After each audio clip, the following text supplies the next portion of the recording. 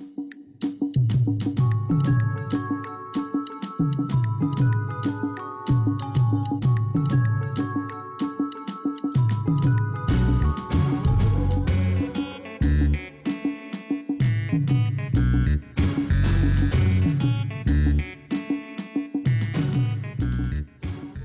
Côte d'Ivoire fait partie des 8 pays bénéficiaires du projet PATIS.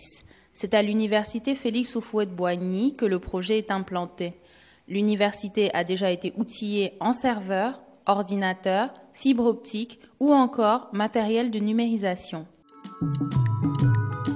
La cérémonie d'inauguration et de remise officielle des acquis du projet PATIS s'est déroulée le lundi 29 juin 2015 à l'université. Je reste persuadé qu'avec le projet PATIS, l'intégration des systèmes d'enseignement supérieur des universités et grandes écoles des pays de l'UEMOA deviendra une réalité. C'est pour cette raison que je voudrais, avant de conclure, exprimer sincèrement la reconnaissance de l'université ivoirienne à l'UEMOA pour cette heureuse initiative et à l'UNESCO pour avoir exécuté ce projet de main de maître. Sur ce, je souhaite plein succès au projet PATIS et je vous remercie. Nous célébrons aujourd'hui à l'Université Houphouët-Boigny le déploiement de réalisation d'une valeur globale de plus de 400 millions de francs CFA qui viennent compléter les investissements communautaires importants déjà réalisés dans le cadre du projet d'appui à l'enseignement supérieur, communément appelé PAES-UEMOA. Nous avons été très heureux de ce matériel qui a été offert aux étudiants et surtout à l'université de Cocody. Pour dire qu'en géographie, le géographe aujourd'hui doit être le décideur de demain. Et donc nous travaillons avec des logiciels comme l'AGIS, QGIS, et pour ne citer que ce sont des logiciels de prise de décision. Et donc avec ce matériel-là, nous pourrons véritablement travailler sur ces logiciels-là. À la fin de la cérémonie officielle, c'est en compagnie de la délégation que le ministre de l'Enseignement supérieur et de la Recherche scientifique de Côte d'Ivoire a procédé à l'inauguration et à la visite des salles équipées.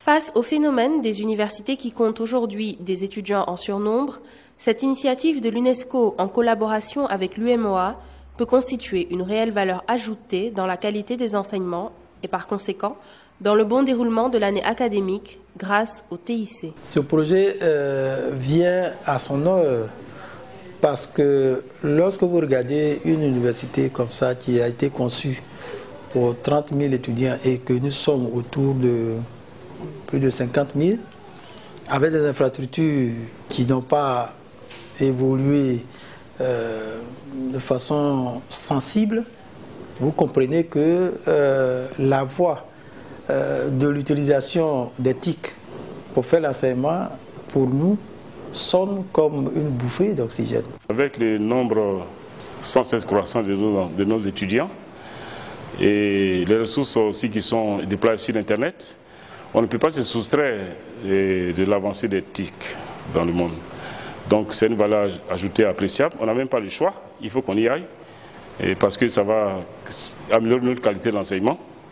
Il manque de salles, on parle souvent de massification des étudiants, c'est difficile à gérer avec des amphithéâtres au sens classique du terme.